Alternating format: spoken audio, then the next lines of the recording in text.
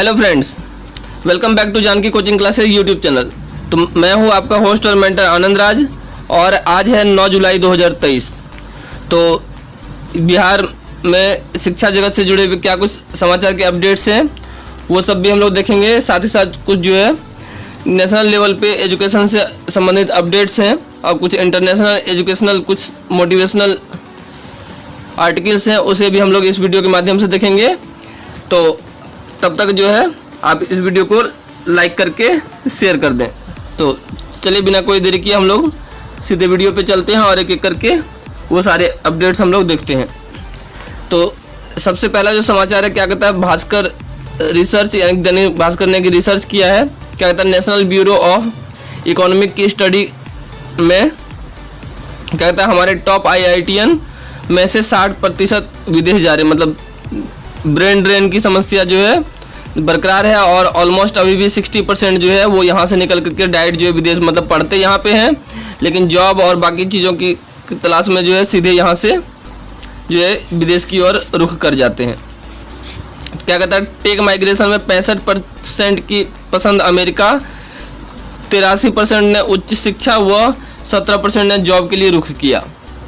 तो ये बहुत ही मतलब खतरनाक स्थिति जो है मतलब बन जाती है जब यहाँ के पढ़े लिखे युवा जो है काम के तलाश में विदेश चले जाते हैं। तो ऐसे संस्थानों में उनका एडमिशन होकर के भी फिर क्या फ़ायदा जब उनका जो ब्रेन है, उनकी जो काबिलियत है, उनका जो स्किल्स है वो देश के योगदान में और देश की बढ़ोतरी में जो है काम ना आए। तो ये सोचने की बात है। अगले समाचार की ओर बढ़ते हैं। क्या कहता है शिक्षक भर्ती परीक्षा के लिए विश्वविद्यालय में 24 से 27 अगस्त तक नहीं चलेंगी कक्षाएं, परीक्षा नहीं होगी। मतलब किसी भी तरीके की कक्षा या फिर कोई भी परीक्षा जो है वो किसी भी विश्वविद्यालय में नहीं होगी। तो विश्वविद्यालय को कुल सचिव के द्वारा जो है पत्र भेजा गया और पत्र में कहा गया कि 24 से 27 अगस्त तक सभी विश्वविद्यालय और महाविद्यालय में किसी तरीके की कक्षाएं नहीं आयोजित हो और न ही किसी तरह की विश्वविद्यालय स्तर की परीक्षा का आयोजन किया जाए। उक्त अवधि में राज्य सरकार द्वारा बिहार लोक सेवा आयोग के माध्यम से आवश्यक परीक्षाएं होंगी। इधर BPSC के सचिव सह परीक्षा नियंत्रक रवि भूषण ने बताया कि शनिवार शाम तक 3,72,600 अभ्यर्थियों ने शिक्षक भर्ती परीक्षा के लिए रजिस्ट्रेशन कराया है। तो ये रजिस्ट्रेशन की संख्या है, फॉर्म जो है जल्दी कंप्लीट हो जाएगा। तो अभी मैंने जो है कल तक जो आपको आंकड़ा दिया था जो कि शुक्रवार के शाम तक का था, तो 2,52,000 विद्यार्थियों ने अपना फॉर्म जो है कंप्लीट कर लिया था। अगले समाचार की ओर बढ़ते हैं। क्या कहता है भास्कर खास शिक्षा मंत्रालय के स्कूली शिक्षा व साक्षरता विभाग की रिपोर्ट PGI 2.0 कहता है स्कूली शिक्षा सूचकांक के परफॉर्मिंग ग्रेडिंग इंडेक्स में नालंदा ओवरऑल टॉप रहा, सुपौल सूची में सबसे नीचे। तो लिस्ट में पटना ने ओवरऑल 8वां स्थान हासिल किया है। क्या कहता है कि कुल जो है 83 इंडिकेटर के आधार पर हुई जिलों की ग्रेडिंग। तो इसके लिए कुल 600 अंक निर्धारित किए गए थे और इंडिकेटर को 6 ग्रुप में बांटा गया था। इसमें आउटकम पे 290, इफेक्टिव क्लासरूम ट्रांजेक्शन पे 90, इंफ्रास्ट्रक्चर फैसिलिटी स्टूडेंट एंटाइटलमेंट्स के लिए 51, school safety and child protection के लिए 35, डिजिटल लर्निंग के लिए 50 और गवर्नेंस प्रोसेसेज के लिए 84 शामिल है। क्या कहता है डिजिटल लर्निंग के मोर्चे पर सभी जिलों को दहाई का स्कोर भी नहीं। तो डिजिटल मोर्चे पर जो है सभी बिहार के जिले जो है फिसड्डी साबित हुए हैं। 38 जिलों में से एक भी जिला दहाई अंक तक नहीं पहुंच पाया है। तो ये एक सुधार का पक्ष हो सकता है। ऐसे सुधार का पक्ष तो हर एक फील्ड में है, क्योंकि ओवरऑल जो पूरे इंडिया में स्टेट की रैंक आई है वो जो है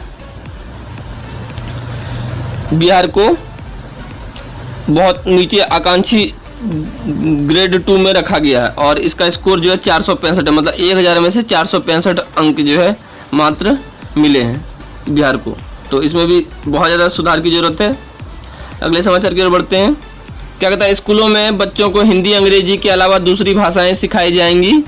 NCERT ने कक्षा 8 से 10 के लिए भाषा संगम मॉडल तैयार कराया। क्या कहता है कि हिसार के विभिन्न स्कूलों में बच्चों को हिंदी और अंग्रेजी के अलावा अन्य भाषाओं की जानकारी देने के उद्देश्य से एक सप्ताह में एक क्लास अलग से चलाई जाएगी। तो एनसीईआरटी ने भाषा संगम नाम से मॉड्यूल तैयार किया है। इसमें बच्चों को विभिन्न भाषाओं की जानकारी मिलेगी। इस मॉड्यूल में 22 भाषाएं शामिल है। इसे लागू करने के लिए हिसार के विभिन्न स्कूलों के शिक्षकों को भाषा मॉड्यूल की ट्रेनिंग दी जा रही है। तो ऑलमोस्ट जो है सबको ट्रेनिंग दी गई है। इसमें खास बात क्या है कि इसके लिए कुछ जो है वीडियो भी बनाए गए हैं और अधिकतर वाक्य जो है वो दैनिक जीवन से जुड़े हैं ताकि विद्यार्थियों को बेहतर ढंग से समझाया जाए और शिक्षकों को ट्रेनिंग दे दी गई है। भाषा मॉड्यूल जारी होने के साथ ही विद्यार्थियों की क्लास जुलाई के अंत में शुरू कर दी जाएगी। तो इसकी पढ़ाई जो है तीसरे भाषा की बच्चों के लिए वो जुलाई के अंत तक जो है प्रारंभ होने की बात की जा रही है। अगले समाचार की ओर बढ़ते हैं। क्या कहता है, 27 जिलों के नए आवासीय स्कूलों में हिंदी गणित के 54 शिक्षक होंगे बहाल। तो पहले भी नए आवासीय विद्यालयों में 4 शिक्षक हो चुके हैं नियुक्त। क्या कहता है, अनीता देवी मंत्री, इस वर्ष पूरे बिहार में आवासीय विद्यालयों को संचालित किया जाएगा। 27 जिलों में नए आवासीय विद्यालयों में क्लास 6 में छात्राओं का एडमिशन होगा। इंफ्रास्ट्रक्चर तैयार किया जा रहा है, नए सत्र में बच्चों का एडमिशन होगा। तो ये अभी पायलट प्रोजेक्ट के रूप में चल रहा है। अगर ये पहला प्रयोग जो है अगर सफल रहता है तो अभी जो है सिर्फ एक क्लास यानी कि सिर्फ 6 क्लास की पढ़ाई जो है शुरू की जा रही है। बाद में अगर ये संचालन सफल होता है तो आगे जाकर के इसमें 6 के बाद 7, 8, 9, 10 ये सब कक्षाएं भी जो है जोड़ी जा सकती है। और यहाँ पे जो शिक्षक बहाल होंगे उनको जो है पेमेंट के रूप में जितने भी नियोजित शिक्षक होंगे तो एक आंकड़ा दिया गया है कि अगर जो है अंतिम वेतन यदि किसी का 10,000 रुपये और महंगाई भत्ता जो है 6,000 रुपये है, दोनों को जोड़ने पर 16,000 रुपये होता है। ऐसे में यदि किसी की पेंशन 4,000 रुपये और महंगाई भत्ता 1,700 रुपये है, दोनों का योगफल 5700 रुपये है। 16,000 में से 5700 रुपये घटाने पर 10,300 रुपये बचता है। यही मानदेय शिक्षकों को मिलेगा। तो जिस हिसाब से उनका पेमेंट होगा उस हिसाब से जो है उनका महंगाई भत्ता और पेंशन जो है वो कट करके बाकी का उनके अकाउंट में पैसा मिलेगा सैलरी के रूप में। आगे बढ़ते हैं। क्या कहता है, स्नातक में नामांकन 3 राउंड के बाद अब स्पॉट राउंड में सीटें भरने का प्रयास। पीपीयू के टॉप कॉलेजों में भी सीटें खाली, कई विषयों में शून्य दाखिला। तो पाटलिपुत्र यूनिवर्सिटी के कॉलेजों का ये हाल है कि स्टूडेंट्स जो है एडमिशन नहीं ले रहे हैं। बहुत सारे कॉलेज तो ऐसे हैं जिनका कि अभी तक खाता भी नहीं खुला है। उक्त कॉलेज में किसी विषय में एक भी नामांकन नहीं हुआ। 3 राउंड के बाद इन कॉलेजों में ये स्थिति है।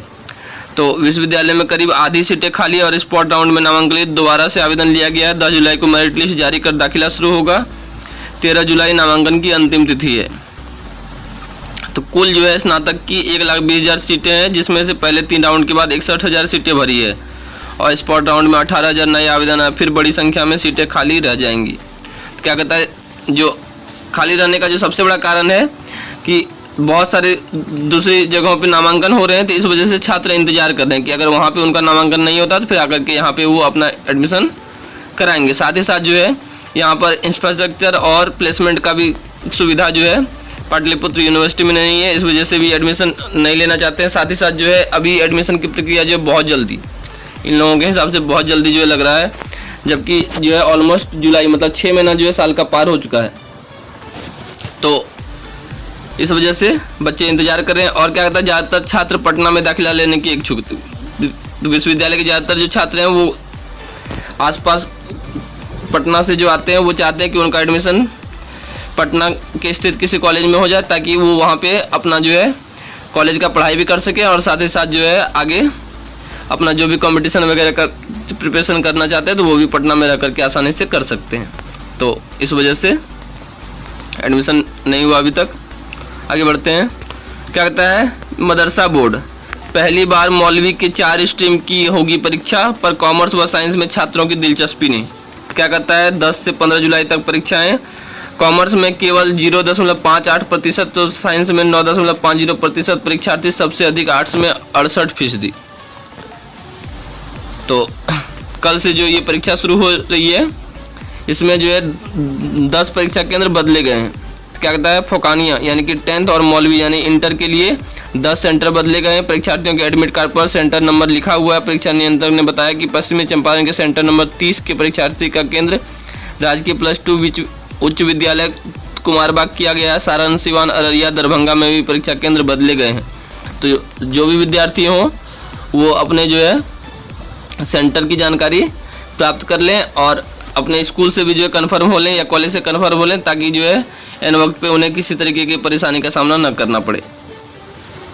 आगे बढ़ते हैं। क्या कहता है भास्कर खास, यूजीन ने 26 साल की उम्र में एथलेटिक्स को गंभीरता से लेना शुरू किया। यूजीन सीए हैं, यानी कि ये चार्टर्ड अकाउंटेंट हैं। जिस उम्र में करियर खत्म होने लगता है उस उम्र में रनिंग का रिकॉर्ड टाइमिंग निकाली। तो इनका जो सबसे बेस्ट टाइमिंग है अभी तक वो जो है 31 साल के थे ये, और इन्होंने जो है 100 मीटर का दौड़ जो है ऑस्ट्रिया में पिछले महीने मतलब जून में जो है 9.93 सेकंड में पूरी की और करियर में पहली बार 10 सेकंड से कम का समय लिया। इसके पहले वो 100 मीटर दौड़ के लिए 10.05 सेकंड, 10.2 सेकंड और उसके भी पहले 10.55 सेकंड जो है 2019 में इन्होंने लिया था। मतलब 19 में 10.55, 21 में 10.2 और 22 में 10.05 और जो है इस बार 2023 में इन्होंने जो ऑस्ट्रिया में पिछले महीने जून में 9.93 सेकंड में इन्होंने 100 मीटर का जो है दौड़ को पूरा किया है। तो ये कहा जा सकता है कि पढ़ाई लिखाई के अलावा जो है ये अपना एक नॉर्मल लाइफ व्यतीत करते हैं, लेकिन इसके बावजूद भी ये एथलीट की दुनिया में एक अपना बेहतर मुकाम जो है बना रहे हैं।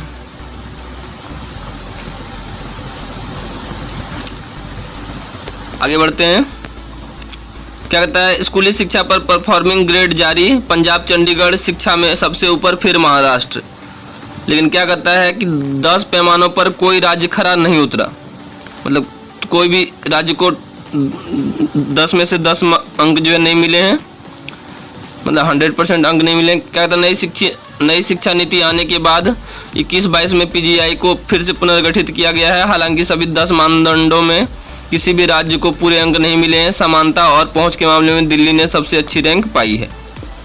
तो 1000 में से ये अंक जो है सबको मिला है। पहला जो है 1000 से लेकर के 700 के अंक के बीच में किसी भी राज्य को जो है स्थान नहीं मिला। जो भी राज्य हैं वो 700 के नीचे ही हैं। तो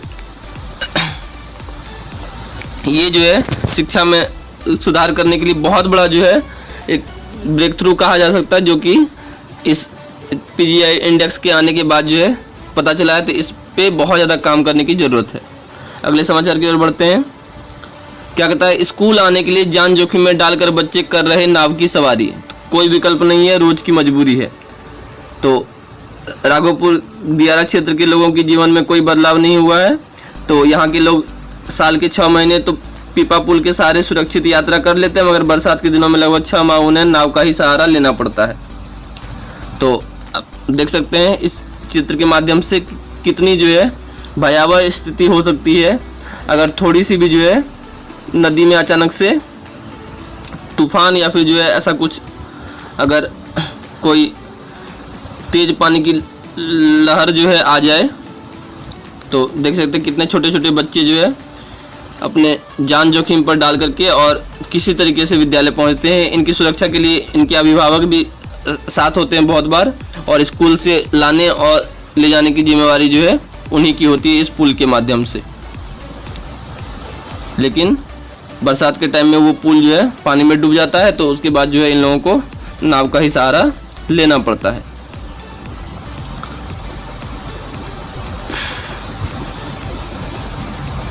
तो ये आज के कुछ शिक्षा जगत के जुड़े हुए समाचार थे जो कि इस वीडियो के माध्यम से मैंने आपको दिए।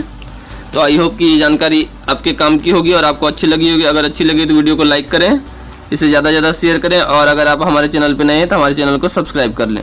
तो मिलेंगे अगली वीडियो में, तब तक के लिए अपना ख्याल रखिए। Thank you.